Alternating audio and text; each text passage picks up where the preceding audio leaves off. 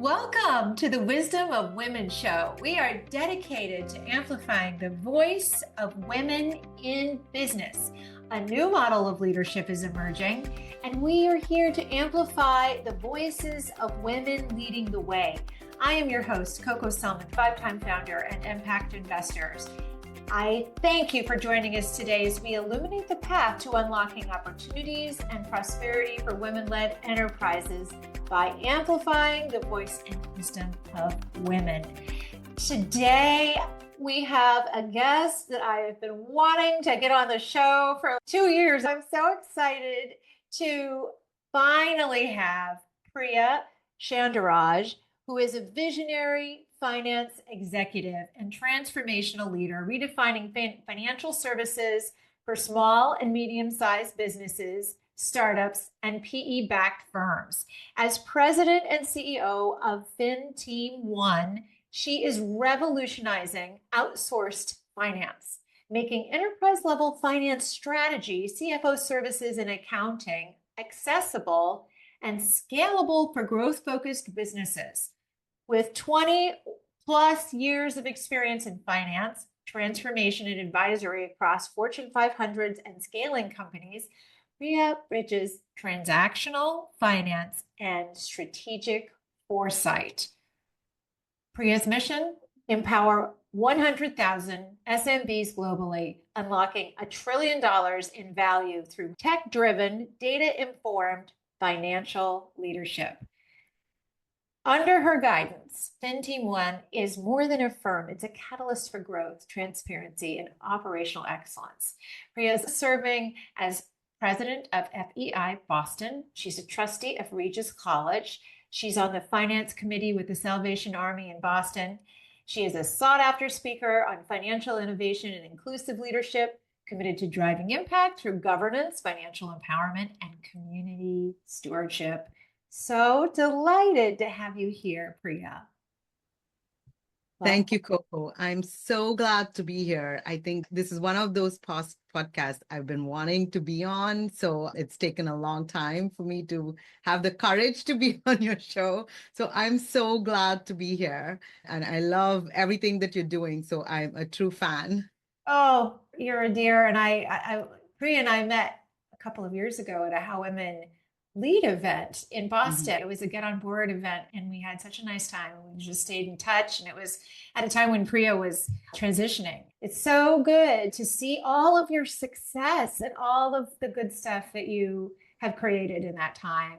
So as we get started, I'd love to hear, for our icebreaker question, what is one book written by a woman that has significantly influenced your life? I think a book that has left a lasting impression on me is actually two. One is How Women Lead, but the other one that's more close and dear to me is My Life is Full by Indra Nooyi. And she's an immigrant woman navigating leadership, building her legacy, and her story just spoke straight from the soul. Like, it was very impactful. She's not just a former CEO of PepsiCo.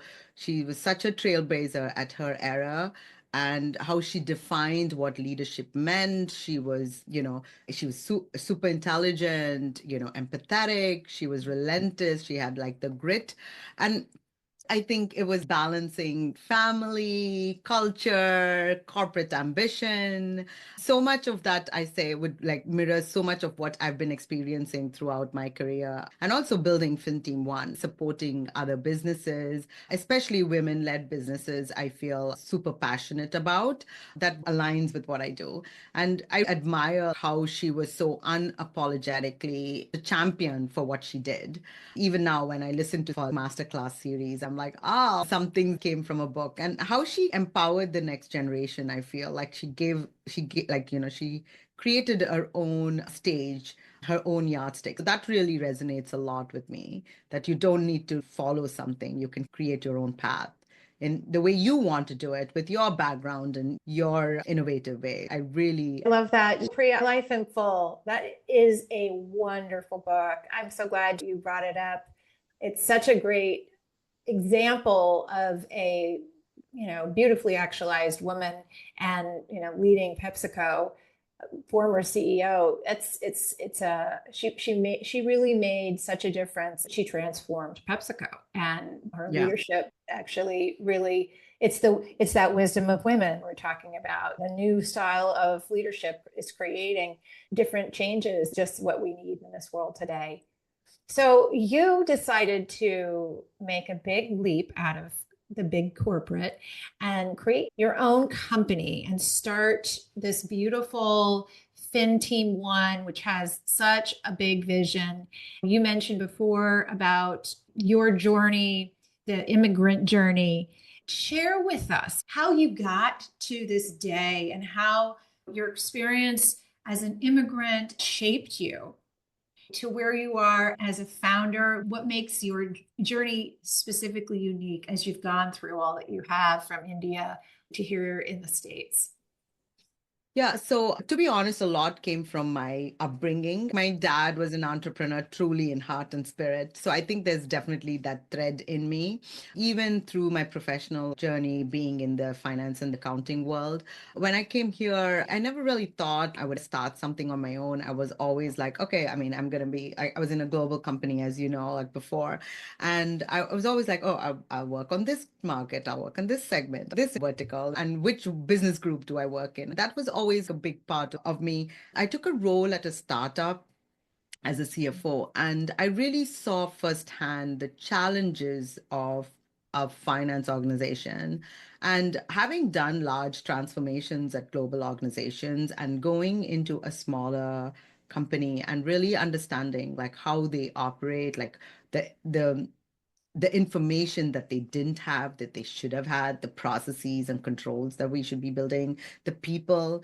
And that's where I got the idea. I was inspired by taking what I've built, centers of excellence across the world, and creating that framework for smaller companies because then they're more competitive and they can't do it themselves. There's so much hesitation.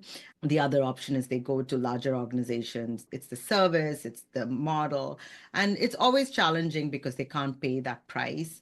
So it's really finding the right solution. To me, that was my starting point. But also, I think of the next generation of where we are going as an industry with technology enabling us. It is a global platform for people. Like when you go to even ChatGPT, go to some of these Explore GPTs, people have built these from different parts of the world. You don't even know where they are, but you leverage them here today. Think about that same kind of revolution for financial services. And that's really where I've been really thinking more and more up, and which was where I got the whole idea, and that excites me to push myself every day to be innovative, to really provide financial services across borders Mm-hmm. and make sure that companies get what they want to get, irrespective of where the talent is. Kind of go and find the right talent for what they need at the right time. They'll be able to be successful.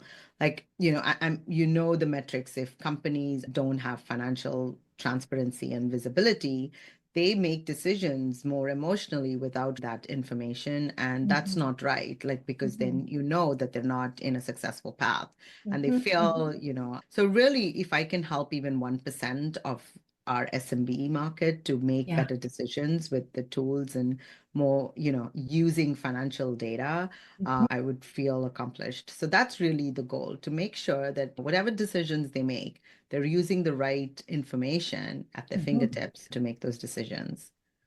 Well, I love that. Having worked with founders, having been a founder myself multiple times, I've come to really learn and appreciate the Mhm. difference between a bookkeeper, an accountant, a controller, and a CFO, Yes. right? And maybe you want to say a little bit about that Yes, and absolutely. yeah. And I will say something that is so funny because I always say you could have a Porsche and you could have a person who doesn't know how to drive it. Yes. Yes. Right. And so Right. you would have this amazing thing, which would be your company, but you don't have the right skill set to navigate that. Another example is a wrong marriage with a bookkeeper, because a bookkeeper, if you think about it, it's really after the fact.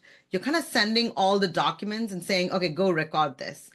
I feel like they're not adding any value. Like they're basically doing everything. It's post-mortem, right? But Yes. you need information real time. You need more information upfront in order to make some futuristic decisions that impact your business or your company.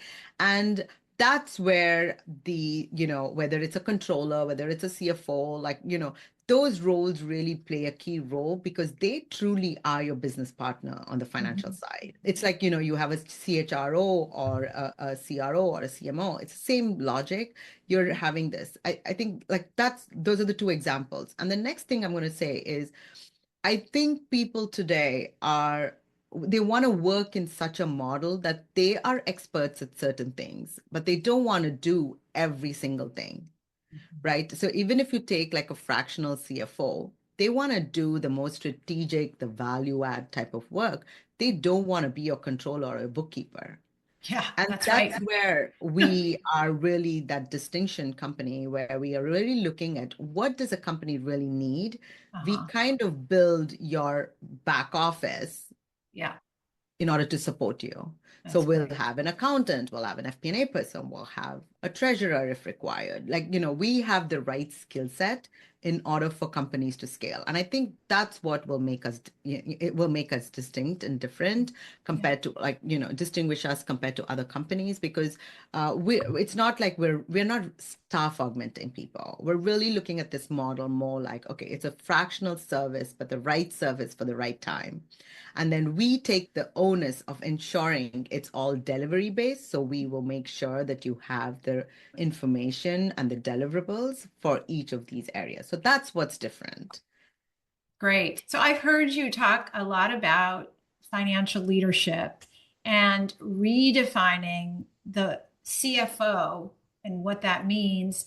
Tell us why the future of finance is really female and also why it's human. I'll talk about female later, but more about human first. And I Yes. think because leadership, to be honest, no matter how much any technology comes, I know Gen AI, whatever, leaders are built based on scenarios and experience. So I look at three things: education, exposure, and experience. These three key things make someone human and a better leader. There could be productivity increases for people in certain areas and accelerate their exposure or even their education, but their experience and their background, I don't think technology will augment it immediately. And I think that's one. And then also with all of these technology advancements, I don't think for finance, we are there where we can hand over and just go online and say, okay, do everything by itself. We're not there yet. We would love to be there, but we know we're not there because of the sensitivity in their data and a lot of other information. So I think that's where the human aspect is. And I feel Right. like women, I think there's definitely a huge shift of women leaders, more than leaders. I think women in finance is now you see a lot more women creating funds, being involved in investing and understanding that. Somehow that was not the case decades ago, but now you see that shift a lot more. In fact, I think how women lead, like I think they did an article where in the next generation will have 50 plus percentage of wealth transferring to women. So Mhm. they are being more financially savvy. They are investing their time and effort to Mhm. understand financial literacy. They know that they would be better managing them, and they have. And they will be managing this, right? So there is a wealth transfer to more women now. So I think that education aspect is helping. So that's why understanding the bottom line is important, making financial decisions is more important, whereas Mhm. before that was not the case. And so, as you see this happening and women coming into more financial power, what are you seeing in terms of how women are coming into financial power and legacy and how they're breaking the molds? I know you talk about money myths sometimes. Maybe you could share a little bit about that. So I think one is generational wealth that they have, like if they inherited wealth as well, right? They are taking it to the next level to make sure that what they have can grow and scale.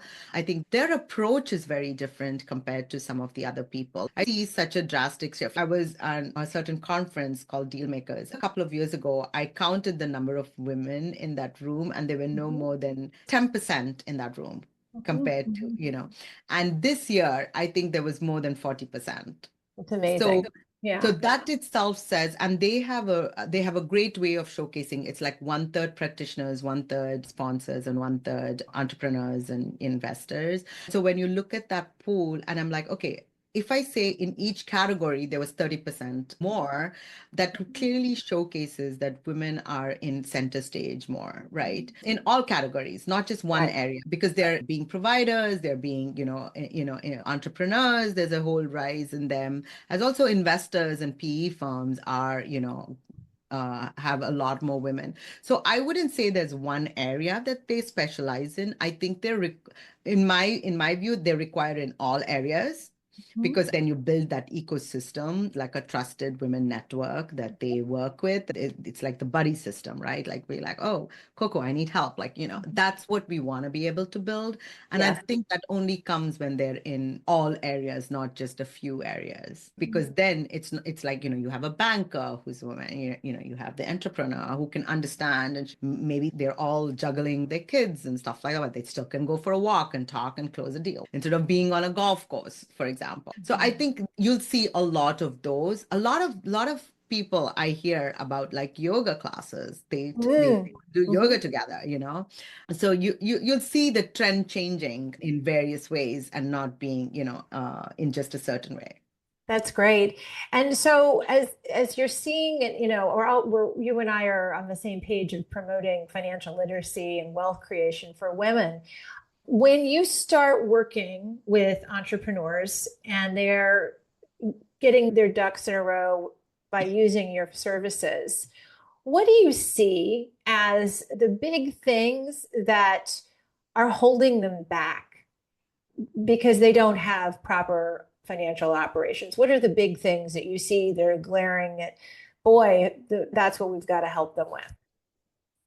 I normally see they have this barrier in their mind about just accepting where they are financially. I always have to take a step back and say, Yeah. okay, doesn't matter. You just need to know where you are and where you want to go. That's how you can path the way to scale up or be stagnant or whatever you want to do. But if you don't even know where you are, you're kind of driving without knowing where the road takes you. You kind of want to be in charge when you're driving, right? Otherwise, that's when accidents happen. You had stress, you have all of these things. So I always say, think about your financial status, whether it's personal or a business. It's Right. always important to know where you are and where you want to go. And always put in your guardrails. Make sure your mirrors are working, make sure you can see the back and things like that. It's very simple, but I think people somehow, when it's finances, they are like, oh my God, I don't know where I am. I've never done this. Like I think that's what I see most. Like Yeah. Yes. I think I see that most. And the other thing is they don't think it's worth their time to spend and do that. That's the other thing I feel. They're like, Mhm. oh no, no, no, it's not important. And I'm like, if you go to an investor, it's important. Right. Everything you're going to tell is based Right. on your finances. That's the story you need to spin all the time. So pay attention to it and spend the right amount of money. If you're anywhere between 3% to 7% of your cost is your finance and admin cost in order to manage your accounting operations. And you should constantly be evaluating. It doesn't matter if they're doing it or they have someone like us do it. It's still an activity that needs to be done once you create an entity. Well, and It's I think it's important for them to accept that. what you're saying is very deep, right? To accept where you are, to not live in denial, to to be like when you're okay with where you are, whatever it is, you feel a lot better about taking a next step. But if you're totally resistant to where you are, right, you can't. Exactly. right? You really Yeah. don't know. You really can't imagine what the right next step is because you don't even know where you are. And so, how do you help companies get through that? What's the physical journey and what's the emotional journey for the team? The physical journey for the team is minimal. It's Yeah. mostly the emotional. Trust Yeah. me. Like it's really Yeah. pulling teeth for them to give you information. The minute we sign a contract, you're our trusted partner. Like we are your trusted partner as well. Right. So you need to give information in order for us to do our job better. Right. So you work with them and help them start getting a sense of where they are. Mhm. And once you have a sense of where you are, how do you then help guide them on going somewhere new? So I never start, I always start them when I talk to them, even through the sales process. So I'm not going to be very proud of my sales process right now because it sucks. And I'll be very honest because I'm more emotionally vested in being for them to be successful versus how much can I take right now. So the way I approach it always is where do they want to be? Uh-huh. And so to me, the numbers should tell us a story that how can they get there? When I Yes. see if the numbers are not able to say that story, that's when I start asking the questions. When we look at that with a holistic lens, then we are able to say, okay, we need to clean this. Sometimes there is a little bit of upfront investment for them to do because they've not done this for so long, Mm. catching up and then putting in the right processes and Mhm. tools for them. That takes a little bit of effort. Sometimes you'll see a lot of resist. Oh, we don't need that. We're too small. And I'm like, no, you do. Because if you want to go where you are, it's just like how people tell you when you're manifesting, right? Like they'll be like, oh, think you're already there and start acting like that. If Right. you want to go there, you got to have everything in structure and a Right. framework in place so you can scale and grow. But if you don't invest and do it right, then you're going to grow and then you're going to have all this pain and you're going to be like, I feel like the change management to me is the biggest thing when I talk to people. It's like hand holding emotionally, working with them and letting go of their bad habits. They won't have receipts, they won't do stuff and say, okay, write up a simple one pager and just say everybody needs to follow this or tell your vendors this is what you need to do. I just feel like people are not like, they're like, oh, that's my friend. I just work with them and it's fine, but you can still have a policy. It doesn't hurt. Yes. So things like that, I find, especially smaller companies. But when you Yes. go, Mid-market. it's a little bit more better, but also quite challenging. I would say mostly it's because they've done certain things in a certain manner and Mhm. they've probably plateaued and they want to go to the next level. Mhm. And they have to really invest they have to assess first and then reevaluate and then go. And again, I always say, okay, where do you want to be, because that really sets the stage of how do we get you there. Right, right. And so it's not bookkeeping, right? You're helping, like, so you're helping them cast the idea of what that forecast might be. Exactly. So here's how we're going to grow. How much are you going to grow next year? And how much is that Yeah, next first quarter, second quarter, third quarter, right? And then exactly. you're And going to spend more in marketing, right? How are you going to do that? Or you need to add a salesperson, right? To build that out. exactly. So for example, like if they want to exit in 5 years and say, okay, Great, great. these are the things you need to have. There are like five key things. Make sure your EBITDA is 15%. Like, simple things and say, okay, if we model that and if you want to exit, then, let's go back and say, where are you today?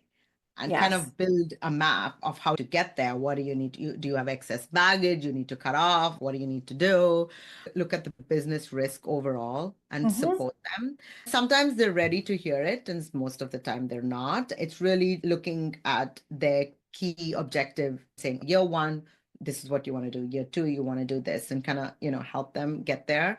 Sometimes it's hard for, especially entrepreneurs, to hear it Yes. because they're so emotionally vested and they've always made decisions emotionally. They're like, I know this is going to work. I'm like, I'm sure you know it's going to work. I'm just putting it in numbers and showing you how it works. Well, it is very powerful when you have the data in front of you and you can use it. It could be all sorts of numbers, whether it's your costs or your gross profit, and be able to compare it to what's happening in your industry and get a Yeah, sense. So when you're talking with a founder, you're helping them grow, you're helping them increase their value, right? As a company, you're helping them figure out to do with any ex- additional cash, right? Yeah.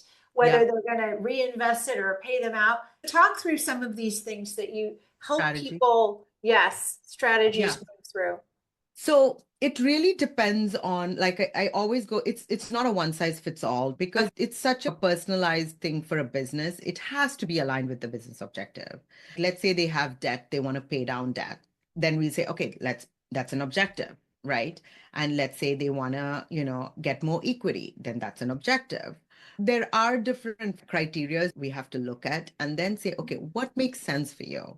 What is realistic for us to achieve? What is our stretch goal that we want to do? How much do you want to really push?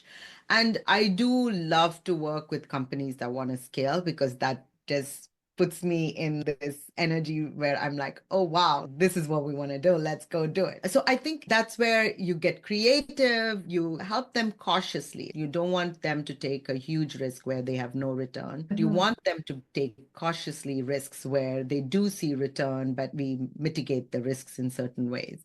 So I would say there are ways that every company we have to evaluate based on who's their equity partner. Are they planning to do an M&A? Are they planning to acquire a business? Are they planning to sell off their business or Yes. part of their business? Are they divesting their entire portfolio and really, being more strategic in where they want to be? So there are so many different areas you can look at. And also some of the things I always look at when I look at companies is their service or the product lines and look at, okay, can you do profitability by just certain segments? And then that way you can understand what that segment is really producing for you as a company, like what's your gross margin and do we have to calculate a net margin based on discounts just for that product? Yeah. And that way that gives them idea and saying, oh my God, like why am I spending so much on R&D when I'm getting nothing?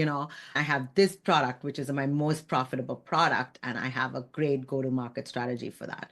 So things like that is where it adds value. And sometimes, all of these things I say, I'm a total geeky geek and I love numbers and I will tell you that. But I also have realized that numbers only make sense when you're talking to the person. Like if you give me stuff and you ask me to read the trend, I will just glow and be in my own glory. But that's not how everybody is. I have to work with leaders and Yeah. owners and entrepreneurs who have a certain type of persona. And so it's always like, okay, understanding the personality behind it and then saying what is important for them, what is important for the company. There's a lot more emotional aspect we have to uncover and say, we understood you created this, it's your product, but if you break out the company into these segments, this is how the numbers would look. Where would you want to invest your time and energy in this? I really look at it in that way because it has to be personal to the leaders. Also, it should be for the company as well. We have to understand the dynamics of that in order to be a good. So I mean, think of me the way you would hire a finance person within your environment, right? You look at your corporate culture and then say, okay, is this a right fit for us? I feel like that's what I do in order to address the problem for them and saying, okay, this is their corporate culture, this is their leader. What should we provide to them as a Yes. solution? Okay. Love it. It's a very reverse psychology mechanism that we are building. That's great. It makes sense that you have to meet people where they are. I've experienced that with where you start to with have any kind of a dashboard, teams that aren't used to numbers will start to feel a sense of judgment or blame or vulnerability when it comes to those numbers. I'm curious if you've ever had this experience, maybe you could share, where you finally get the team to look at numbers and collect numbers over time. And then there's this moment where what they assumed isn't true. And suddenly the numbers tell a different story. And finally they can see it clearly. I used to see it all the time with our marketing and with our recruiting. Do you have any experiences like that? Absolutely. I think when they give you assumptions, for example, when you're trying to work with them and they have to give you some assumptions, they'll think that these assumptions won't push the needle that much. And I'm like, no, no, no. Let's just have it. And Yeah. then what would you want to rate it? How would you consider it? Yeah. And then, like it's just these smaller things that they don't think it's important will Yes. be big decision factors. Right. And they can see almost 30 to 40% swing in the way the numbers look. Yes. And it's sometimes quantitative, but most of the time it is these qualitative factors that they haven't really considered that Yes. move the needle drastically for Yes. them. Yes. Yes. Yes. Yes. And so it's, and it depends. Obviously, for every industry, we have to go in, and it's a scenario based aspect. That's why I take a look at it more holistically for them and say, tell me more. And I'm a really curious person. That helps when I ask all these questions. And I'm like, have you considered about this? How do you factor this in your business? What do you do here? When we look at all of that and add in criteria, like let's say we're building a revenue model for them, and then we're saying, okay, what about this product line? Do you think in 2 years you're going to have this? How much team capacity can your product? Are we going to add more resources here? And when you ask them those questions, sometimes they're like, oh, we're fine here, but I think we could do here. And that's when they haven't really thought through that sometimes. You're asking them these questions when you're modeling and saying, okay, and they're like, oh, we need to figure it out. Let me call this guy. And then there's another person who's on the call, you know. And so I think, and most of the time, when they rely on other people's input for us to build a financial model, I really feel we've done a great job, because that's really critical for us looking at the company holistically and all the factors we put in. And when, even if it's a assumption, the assumption can be bad, like no Yeah. issue. But Yeah. even having an assumption, even if it's a bad assumption, is better for me than not having an assumption, because that clearly articulates that we are considering criteria that are outside of the normal area. And that really helps us to say, okay, you know what? It was a bad assumption. Okay, let's take it out It and was put a wrong. better It was wrong. assumption. So Yeah, now we can improve the assumption. Right? 'Cause- exactly. And I think about it, I'm more in the marketing and sales. That side Yeah. is where I also look at my financials. But you can see it in, I think about it, I'll tell you a story.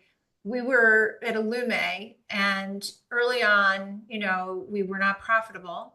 And so we had a certain amount of cash. Every month, you're making sure you don't spend more cash than you're planning for, because you only have so much cash before you run out, and then you need to either be profitable or you need to find another source of cash. Right. Right. The difference for us was it was complicated to bill in our healthcare system. You had to do a whole bunch of things before you could bill.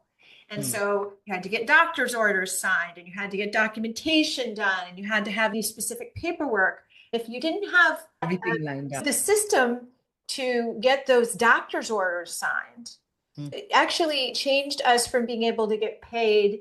We were getting paid in like 90 days versus we brought it down to like 28 days. It was by focusing on this one thing of how do we get the doctors to sign the orders faster? Is it the doctor that's slow, or are we just not getting it out fast enough? Are we not checking it fast enough? So it's these little things that you wouldn't think would make such a difference. But then if I have a whole other 45 days of cash or 60 days of cash, I don't need cash as soon. My runway to break even. So these are the things that you must see all the time, right? Yeah. And, I know you talked about the doctors and stuff like that. So biotech, for example, most of them doing R&D. Yes. They're very cash intensive. A burn rate is very important for them, because they are either funding it, or they have investors, or there's a grant, or, there's multiple ways where they have the money and they're trying to get into their next phase. And so critical for them to understand what is really their burn rate every month. Where can they reduce? How do they look at it in 6 months and evaluate a 13-week cash flow forecast? These are things they probably haven't disciplined to be able to manage that. But then, that's where we add value right away for them. Yes, yes. And also sometimes you kind of look at it, and sometimes you need to you need to finance. I need a CFO when you're growing, have a certain amount of cash and a strategy that is working, but how much should you spend and how fast should you grow? Yeah. And so these are just, my gut says one thing, but numbers tell a different story, right? Yeah.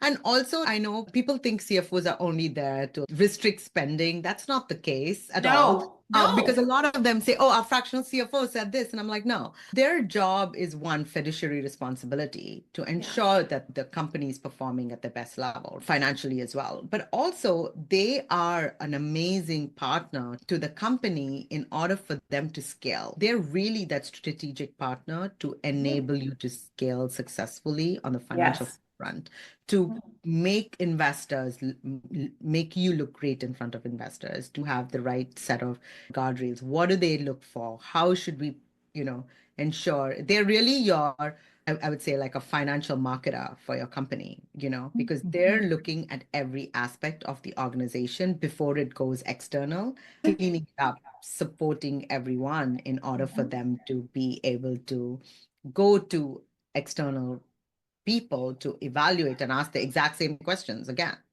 Right, exactly.